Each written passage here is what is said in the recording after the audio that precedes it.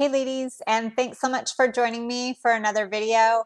If you're new here, this channel is geared towards survivors of domestic violence and narcissistic abuse. My hope is to be able to educate and empower as many women as possible to heal from and pick up the pieces of their lives after abuse. I'm a certified trauma-informed coach. And if you find this video helpful, I would love for you to hit that subscribe button and to be a part of this community.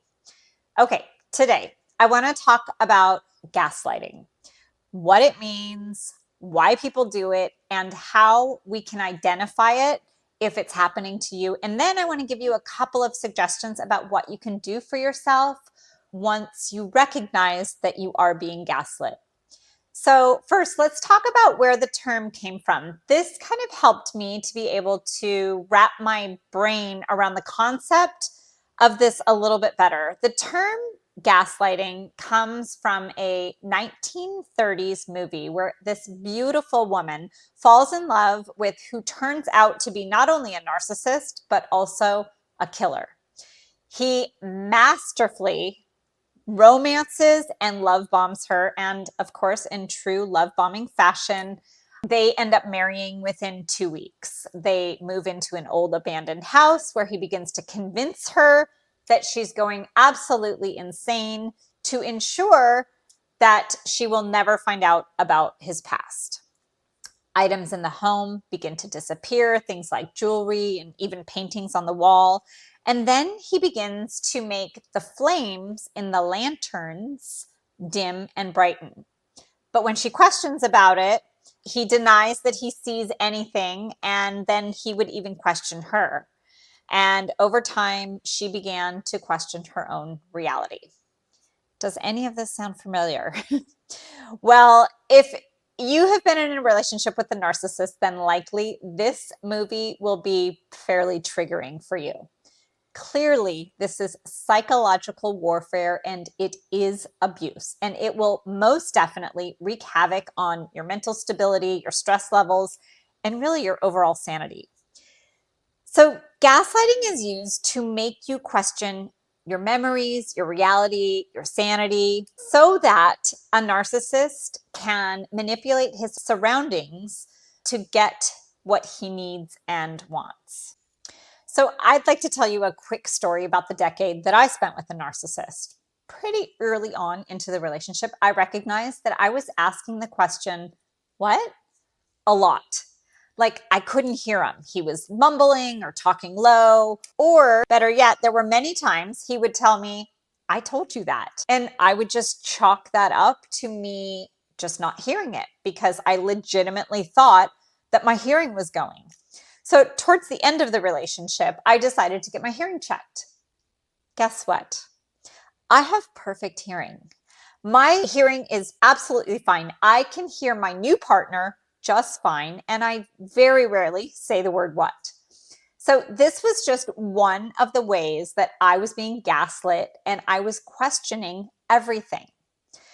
But as a victim, it can be really difficult to not only recognize that you're being gaslit, but to be able to put words to what's happening to you. Remember, this is coming from someone you love, someone that you likely trusted at one point, and this person is weaponizing everything they know about you and using it against you. Talk about the ultimate betrayal, right? So why would someone gaslight? Well, in the mind of an abuser or narcissist, they believe that if they put on their charming mask to everyone but you, that you will be the odd one out and you won't be believed. Or even better yet, you won't have anyone to turn to when you begin to question things. Their insecurities drive their need to cut down the closest people to them in hopes that it will make them feel better. They are masterful at making sure that the correct masks are put on at the correct times so that they can keep up their facade for as long as possible. Okay, so why? What is the true drive behind it all? Well, it's control. They want to control you. They want to control your behavior, your thoughts, your actions, And if they can control every aspect of your life, then they can continue to not be held accountable for all their own actions. And then if they can continue to have power and control over you, then you begin to lose your power and control, and you begin to become codependent. Sure that you cannot handle anything on your own without their input. You end up turning to them for all decisions and choices, however big or small, with absolutely no independence. You end up handing all of your power over to them, who do not have your best interest. Okay, so how do we spot a gaslighter? What do we look for? What techniques do they use so that we can be on the lookout for it? The first and most obvious of tactics is lying. And this tactic is really a part of each of the preceding tactics that I'm going to talk about as well. Of course, you cannot be a gaslighter without being a straight up liar, but it's so much more than that. They are masterful at lying on the fly, coming up with stories and versions that benefit their needs, their reputation, and their narrative. In fact, they are so good at telling lies that they actually begin to believe them as truths. But let's be realistic. The other side of that is that it can get to a point where you and everyone around recognizes the lie, but are either too scared or tired, quite honestly, to call them out on it. The reality of a narcissist is that they are afraid of the truth. So they will lie their way into any and every version that holds them in higher standing, because the truth is they know how low they actually are. Number two, twisting conversations or an experience to fit their narrative is also a really common tactic used. They may say things like, I didn't text her, she texted me. I can't stop people from messaging me. Or, I didn't say that, you heard me wrong. Your hearing's going, like in my case. Or when it comes to being physical, I didn't touch you, you walked into me. Or you moved at the last minute. So they will reframe an experience or a conversation that suits their needs. Another tactic used in gaslighting is trivializing. This is when a narcissist will minimize your feelings. They may say something like, you only think that because, that's what so-and-so said. They're crazy. Or almost like you are incapable of having an original thought or feeling. When someone trivializes you, it makes you question not necessarily yourself, but those around you as ones not to trust. Okay, so on to the next tactic. The narcissist in your life likely is great with quickly hitting back with responses. This will happen when you clearly remember something as fact, and the narcissist will counter that memory with such confidence and force that you begin to question your own sanity. For me, this was when I began to record conversations and screenshot messages to have proof that I wasn't crazy.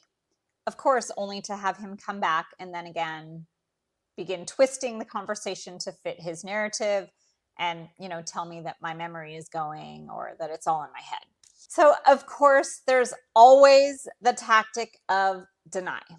The fact that the narcissist in my life used to say quite often to me, deny till death, a red flag in and of itself. So if an attempt is made to hold the narcissist to a promise or their word, likely they will magically not remember the conversation whatsoever. And so with denial will be phrases like, I never said that. Incredibly frustrating, right? Each of these techniques or tactics in gaslighting is a form of abuse. I have two suggestions for you when you realize that you are being gaslit. And these two things I wish I would have done more in the decade that I spent with a narcissist. Number one, listen to your gut. Pay attention to how someone physically makes you feel. Are they constantly making you tilt your head with the questions of, really? Or do you get that pit in your stomach when you communicate with them? If so, this is your body cueing you to back away. And number two is to peacefully disengage. Validate your feelings to them, stand firm in that. If possible, even create some physical space between you and the gaslighter. Walk away, find a place where you can kind of press the reset button for yourself, breathe, count to 10, talk yourself in a calm state so that you can then begin to move forward. I realize that this is all easier said than done, and there is so much more that goes along with not only being able to spot a gaslighter, but then to begin to be able to distance yourself from them. And this is where all the work that I talk about with regards to yourself comes in. Because the bottom line is that if you have a strong sense of self, if you are confident in what you need, want, and desire, and if you truly love yourself and think that you deserve to be loved, a gaslighter will stay clear of you. They are going to want nothing to do with somebody who puts off that vibe. And the work that I'm talking about is all the things that I do with my clients. Things like working on a routine and education and movement and reframing your thoughts and words and self-love. So I'm going to say that again. Listen to this part again. A gaslighter will stay clear of someone who is confident in themselves, their wants, their own needs, and their desires. Thanks again for joining me, ladies. If you're interested in working with me to ward off the gaslighters in your life, I will drop a link right here below and about how you can get in touch with me, and also all my other social media links will be linked below. Please don't forget to hit that subscribe, like, and the alert buttons to support me. And remember, I'm rooting for you.